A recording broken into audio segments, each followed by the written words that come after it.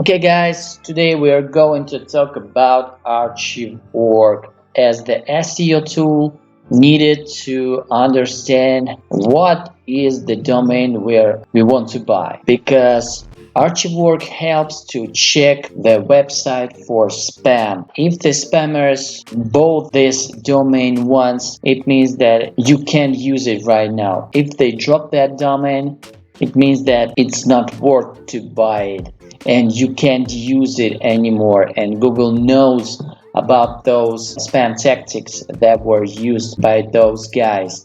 And yes, a lot of domains are spam, and a lot of domains you can see at auctions were spammed in some way. Well, so the first thing we need to do is to start analyzing and start using Archive.org. Spamzilla has its own Archive.org data. If you click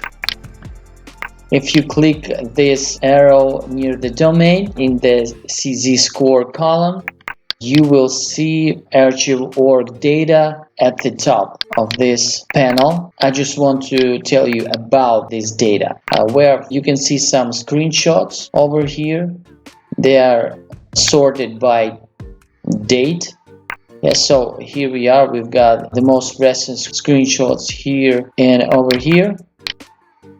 And if you look at the bottom of this panel, you can see some data from Archive.org. Well, so if we're talking about this website, start computing, active history 13, domain age 14, there were no parquet pages, English language, and we see this topic, and we see there were 11 redirects.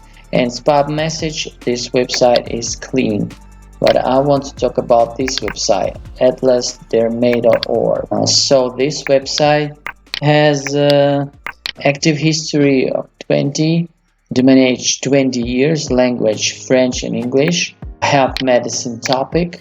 There were 33 redirects. We need to check what is this.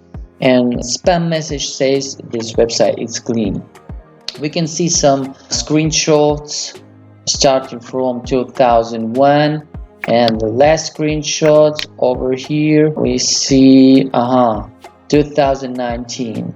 So it means that there is no reason to check this website manually for the most recent dates, but we'll do this. Let's take a look at Wayback Machine. Just type Archive.org, and then we see some data over here. So if you look at the most recent date, 2022, we can see this website green indicates redirects. So if you click this point, there are 6 snapshots. March 8, you can see that this website was called by registrar. There's nothing to look for.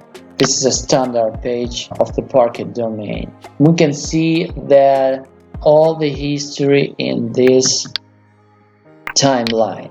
And over here we can see some screenshots by date. So let's click this year and let's take a look at this snapshot, January 22. Okay, if we click this point, we can see the actual website data. So this is a French and English website, Atlas de dermatologie online. C'est ça, est destiné aux médecins, étudiants et médecins et aux professionnels de la santé. Yes, I know French language, and one day I will translate my course in French, but right now we need to check this website. So we see that there are not much pages over here, but we can click the link, cours de dermatologie, nothing. So yes, we don't have much data here. We can try to click other links, maybe find some text. We need this text, because if we see this text, it means that the website data at Archive.org is enough to copy this text and create new pages. This practice is very common when you start a new website. At the old expired auction domain, you can copy some pages and run them on your new site. This way you will tell Google that, hey, this website is the same, it uses this same old data, and there is nothing uncommon, so Google can trust more. Google will see that, hey, this is the same old website, there is no reason to penalize it for affiliate practice. You can use this data, but I also recommend to check if the texts are unique. So we just got this. Yes, symptoms. Salut, je suis okay. So guess this website can copy the original one, and yes, it's not good because we need only unique text. It happens sometimes if the old domain is dropped, the new domain uses the same website content. If you see this, there is no point to rebuild those old pages.